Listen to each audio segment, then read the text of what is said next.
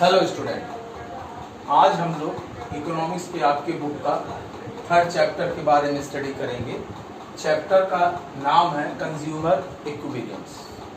अब consumer equilibriums में दो वर्ड्स, एक कंज्यूमर और सेकंड इज द इक्विलिब्रियम्स। अब फर्स्ट इस चैप्टर को समझने के लिए हमें यह समझना पड़ेगा कि कंज्यूमर जो वर्ड्स है उसकी इकोनॉमिकल मीनिंग क्या होती है।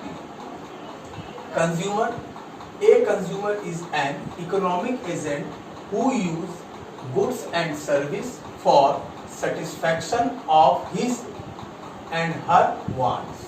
यानी इकोनॉमिक की लैंग्वेज में कंज्यूमर वो है या इकोनॉमिक का वो एक एजेंट की तरह काम करता है जो कि गुड्स और सर्विस को अपने सेटिस्फैक्शन या वांट्स के लिए यूज करता है, उसको हम लोग कंज्यूमर के नाम से जानते हैं। अब उसके साथ दूसरा वर्ड है इक्विलिब्रियम्स। अब कंज्यूमर इक्विलिब्रियम्स का मीन्स क्या होगा? Consumer equilibriums refer to the process in which consumer choose और select those goods and service from which he can attain maximum satisfaction or utility through his limited resources। अब consumer equilibriums का मतलब ये है, as पर this definition consumer जो होता है वो किसी भी गुड्स और सर्विस को चूज करता है जिससे कि उसको मैक्सिमम सेटिस्फैक्शन मिलता है।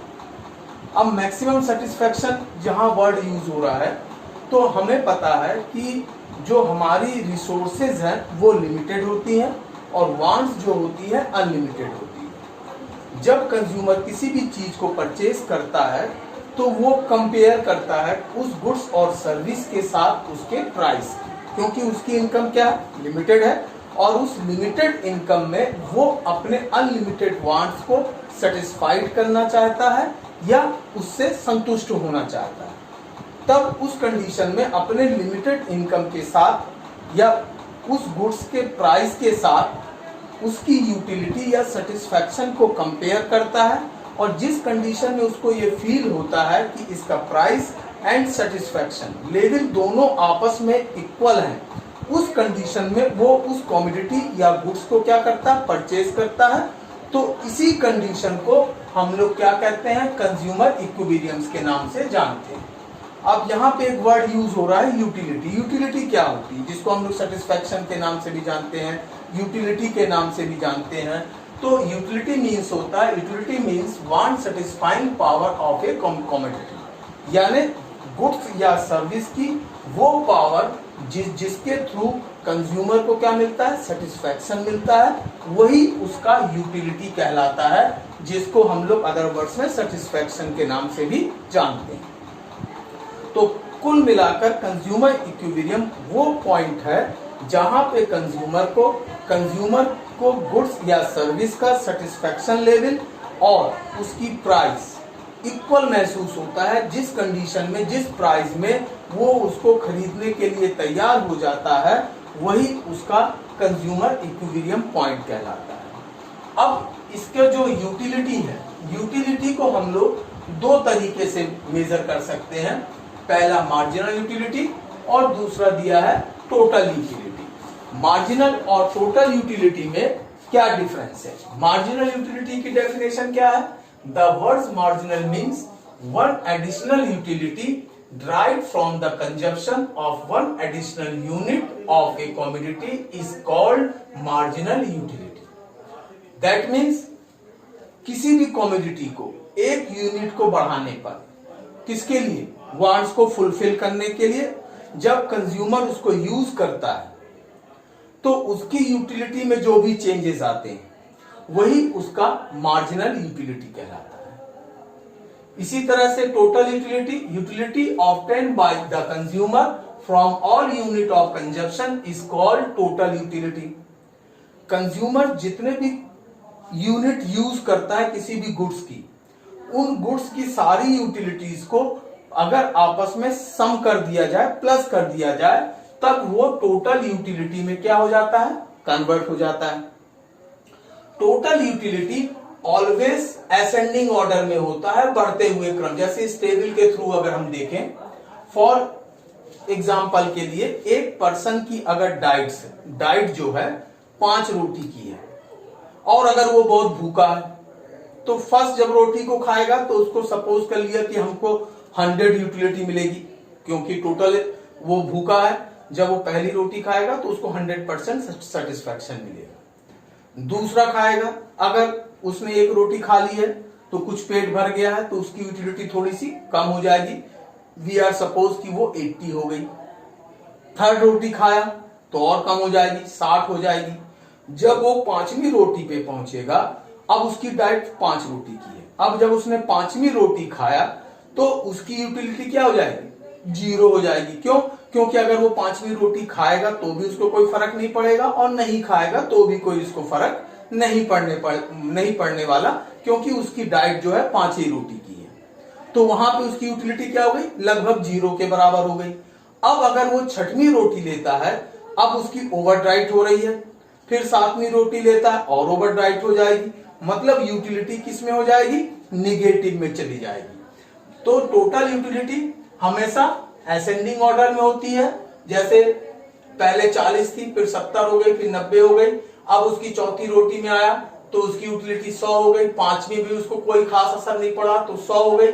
जैसे ही वो ओवर डाइट के एरिया में गया, 6वीं और 7वीं रोटी खाया, तो ये जो यूटिलिटी है वो निगेटिव होने लगी, -10, -20।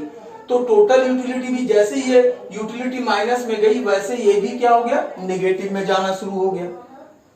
तो टोटल यूटिलिटी हमेशा असेंडिंग ऑर्डर में होता है एक सीमा तक, फिर उसके बाद वो डाउनवर्ड में जाना शुरू कर देता है। But marginal utility always descending order में होता है। जैसे मैंने आपको अभी एग्जांपल दिया कि पहली रोटी खाया तो उसको 100 यूटिलिटी मिली, थोड़ा सा पेट में रोटी चली गई। दूसरा खाया तो 80 हो गई, यानी 100 से कहां आ गया? 80 में आ गया। तीसरी खाया तो वो 60 में चला गया और कम हो गया।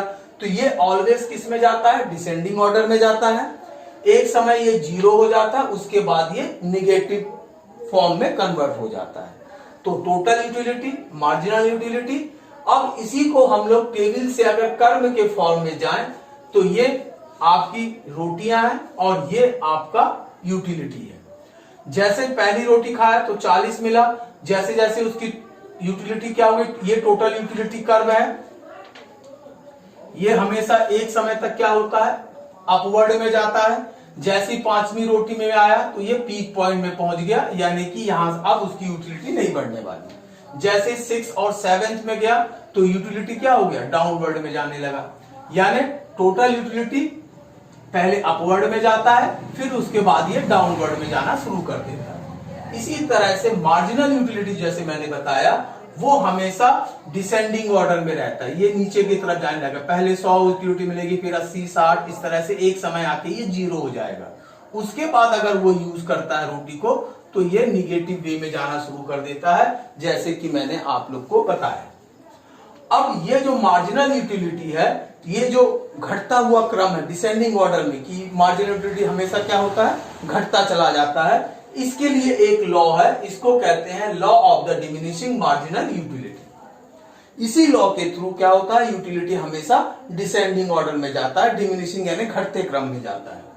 तो इसकी जो डेफिनेशन है as per law, according to this law we gone on utilizing continuously marginal utility obtained from use of every additional unit decrease। जैसे जैसे हम एडिशनल यूनिट लेते जाते हैं वैसे वैसे वो क्या हो जाता है? डिक्रीज हो जाता है। बट इस लॉ को फॉलो करने के लिए कुछ एजम्पशन भी है, जिसको अगर हम फॉलो नहीं करेंगे तो ये मार्जिनल यूटिलिटी लॉ को हम लोग फॉलो नहीं कर सकते। जैसे पहला एजम्पशन क्या है? Consumption of goods should be continuous. Continuous मतलब कंटिन्यू होना चाहिए, इसकी फ्रीक्वेंसी ज्यादा नहीं होना चाहिए। फॉर एग्जांपल के लिए आपको मैं 1 प्लेट राइस दूं और उस राइस को आप सुबह एक बार लें, फिर 10 बजे एक बार ले लें, फिर एक बार 12 बजे ले लें, तो इस तरह से अगर आप लेंगे तो कभी भी आपका सेटिस्फैक्शन लेवल नहीं मिलेगा आपको। तो ये क्या होना चाहिए? कंटिन्यूअस होना चाहिए, यानी ब्रेक नहीं होना चाहिए। जिस तरह से हम बैठ के भोजन करते हैं उसी वे में होना चाहिए, फ्रीक्वेंसी कंटिन्यू होना चाहिए, इसके बीच में लॉन्ग ब्रेक नहीं होना चाहिए। दूसरा, size of consumption unit should be proper, यानी जो साइज होना चाहिए कंजप्शन का वो प्रॉपर होना चाहिए, स्टैंडर्ड होना चाहिए। अब अगर मैं एक प्लेट राइस को एक राइस को खाता रहूं तो दिन भर खाता रहूंगा, मगर बट मुझे सेटिस्फेक्शन नहीं मिलेगा। तो उसका जो साइज क्या होना चाहिए, प्रॉपर होना चाहिए। All units of consumption on should be homogeneous. Homogeneous का मतलब एक जैसा होना चाहिए। मैं एक चम्मच राइस खा लूं, फिर एक बाइट रोटी ले लूं, फिर कुछ और खा लूं, तो इससे तरह से ये लॉ को हम फॉलो नहीं कर सकते। Price of eligible substitutes of goods should be stable. तो इनके जो प्राइस होना चाहिए वो स्टेबल होना चाहिए, वो चेंजेबल नहीं होना चाहिए। फिर इसके आगे एक कंडीशन और आ सकती है कि जो कंज्यूमर की इनकम में कोई चेंजेस नहीं होना चाहिए। तो इस तरह से कुछ रूल्स है, एग्जम्पशन है, तभी हम इस डिमिनिशिंग लॉ को क्या कर सकते हैं, फॉलो कर सकते हैं। अब इसको जो है मैं यहाँ पे table law diminishing marginal utility को टेबल के थ्रू और कर्व के थ्रू दिखा सकते हैं। अब जैसे मैंने मार्जिनल यूटिलिटी लिखा था 1 2 3 4 5 6, ये यूनिट्स ऑफ गुड्स हैं कि जो मैं ले रहा है कंज्यूमर। अब जैसे पहले में उसकी यूटिलिटी कितनी थी, 20 थी, दूसरे में कितनी हो गई 16, तीसरे में कितनी हो गई 10, चौथे में कितनी हो गई 4, पांचवें में कितनी हो गई 0, यानी यहां पे आके उसकी यूटिलिटी क्या हो गई, 0 हो गई। जैसे ही उसने 6 रोटी को लिया तो वो किस में पहुंच गया, निगेटिव में पहुंच गया। तो ये आपका मार्जिनल यूटिलिटी का फॉर्म होता है जो कि हमेशा डिसेंडिंग ऑर्डर में ही जाता है। इसी को हम लोग टेबल को कर्व के थ्रू भी रिप्रेजेंट कर सकते हैं। ये इसकी यूनिट्स हो गई, ये इसकी यूटिलिटी हो गई। पहला रोटी खाया तो 20 यूनिट का उसको यूटिलिटी मिली, सेकंड रोटी खाया तो 16 की मिली, थर्ड खाया तो 10 की मिली, चौथा ईट किया तो 4 की, और पांचवें में आकर 0 हो गया। 6 चपाती लिया तो वो निगेटिव में एंटर कर गया। तो ये आपका टेबल है मार्जिनल यूटिलिटी का, और साथ में उसके कर्व भी दिया गया है। अब यहाँ पे जो नेक्स्ट टॉपिक है कंज्यूमर इक्विलिब्रियम। सिचुएशन क्या क्या हो सकती है कंज्यूमर इक्विलिब्रियम, मतलब वैसे मैंने अभी आपको बताया था कंज्यूमर का वो लेवल जहां पे उसको ये फील होता है कि उसकी कमोडिटी या गुड्स या सर्विस की प्राइस एंड सेटिस्फेक्शन लेवल दोनों आपस में क्या है, इक्वल है। तो ये दो कंडीशन में फॉलो हो सकता है, एक सिंगल कमोडिटी कंजप्शन और दूसरा 2 और मोर कमोडिटी कंजप्शन, यानी जहां पे 2 या 2 से अधिक कमोडिटी को आपस में मिलाकर वो कंपेयर करता है। अब फॉर एग्जांपल के लिए 1 कमोडिटी के लिए तो हम लोग इसी को बता सकते हैं, 2 एंड उससे मोर उसके लिए फॉर एग्जांपल के लिए उसके पास 10, क्योंकि मैंने बताया था कि जो हमारे रिसोर्सेज होते हैं वो लिमिटेड होती है। अब अगर मेरे जेब में 10 रुपए है, अब अगर 10 रुपए है और मैं बाजार जाता हूं, अब बाजार जाने पर मैं 10 रुपए से 1 दर्जन केले ले सकता हूं, तो या 10 रुपए का मैं केला ले लूंगा। अब अगर मुझे एप्पल भी लेना है तो हो सकता है कि 1 एप्पल लूं, 10 बनानास या केला ले लूं, फिर 2 एप्पल लूं तो 6 बनानास हो जाए। यानी जब 2 कमोडिटी को आपस में मिलाकर वो सेटिस्फेक्शन के लेवल को क्या करना चाहता है, टच करना चाहता है, बट उसकी इनकम वही 10 रुपए है, उतना ही वो खर्च कर सकता। तो यहां पे हम लोग 2 और मोर देन 2 कमोडिटी के बारे में पढ़ते हैं। तो ये इसके सिचुएशंस होते हैं। अब बारी आती इंडिफरेंस कर्व। अब ये इंडिफरेंस कर्व की जरूरत क्यों होती, जब हम 2 और मोर देन 2 कमोडिटी के बारे में पढ़ते हैं तो यहां पे हमको इंडिफरेंस कर्व की जरूरत पड़ती है। तो इंडिफरेंस कर्व की डेफिनेशन या मीनिंग क्या है, indifference curve explain the consumers behaviour related with the combination of 2 goods and this consumer behavior is explained with the help of indifference schedule और indifference set के थ्रू। यानी ये consumer के behaviour के बारे में बताता है जब वो मोर देन 1 कमोडिटी या मोर देन 2 कमोडिटी को आपस में एक साथ कंजप्शन करता है। अब इसको अगर हम लोग टेबल के थ्रू समझे तो ये कॉम्बिनेशन है ABCDEF। तो जैसे यहां पे उसने गुड्स X और गुड्स Y, जब उसने गुड्स X को 1 यूनिट यूज किया था तो गुड्स वाई को कितना लिया था उसने 20। फिर बी 1 यूनिट इंक्रीज कर दिया तो ये डिक्रीज हो गया।